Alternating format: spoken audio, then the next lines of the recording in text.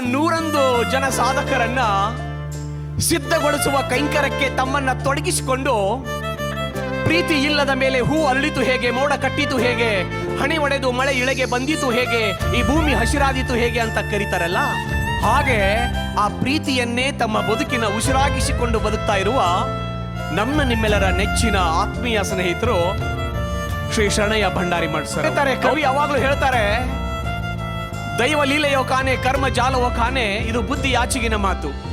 ಆದರೆ ಪ್ರೀತಿ ಅಂತ ವಸ್ತುವನ್ನು ಭವದಲ್ಲಿ ಕಾನೆ, ಅದು ಮನಗಂಡ ಮಾತು ಅಂತ ಮಧುರ ಚಂದ್ರ ಹೇಳ್ತಾರಲ್ಲ, ಆ ಪ್ರೀತಿ ಅವರ ಬದುಕಿನ ಉಸಿರು. ಒಂದ್ ಕಡೆಗೆ ಕವಿ ಬರೀತಾರೆ, ಯಾರೋ ನಮ್ಮ ದಾರಿಗೆ ಮುಳ್ಳು ಹಾಕಿದರೆ ಅವರ ಹಾದಿಗೆ ಹೂವು ಹಾಕೋಣ, ಯಾರೋ ನಮ್ಮ ಮನೆಗೆ ಕಲ್ಲು ಹೊಡೆದರೆ ಅವರ ಮನೆಗೆ ಹಣ್ಣು ಹಾಕೋಣ. ದ್ವೇಷದಿಂದ ಏನಿದೆ ಈ ಜಗದಲ್ಲಿ, ಪ್ರೀತಿ ಒಂದಿದ್ರೆ ಸಾಕು, ಇಡೀ ಜಗತ್ತೇ ಇದೆ ನನ್ನ ಜೊತೆಯಲ್ಲಿ ಅಂತ ಹೇಳ್ತಾರಲ್ಲ, ಆ ಪ್ರೀತಿಯನ್ನೇ ಅಸ್ತ್ರವನ್ನಾಗಿಸಿಕೊಂಡು ಜಗತ್ತನ್ನ ಗೆಲ್ತಾ ಹೊರಟಿರುವಂತಹ ಆತ್ಮೀಯರು, ಸ್ನೇಹಿತರು ಶ್ರವಣ್ ಕುಮಾರ್ ಭಂಡಾರಿ ಮಠ್ ಸರ್ ಅವರಿಗೆ ಮತ್ತೊಂದು ಸಾರಿ ನಾನು ಪ್ರೀತಿಯ ಜೋರಾದ ಚಪ್ಪಾಳೆಗಳನ್ನ ತಡ್ತಾನೆ.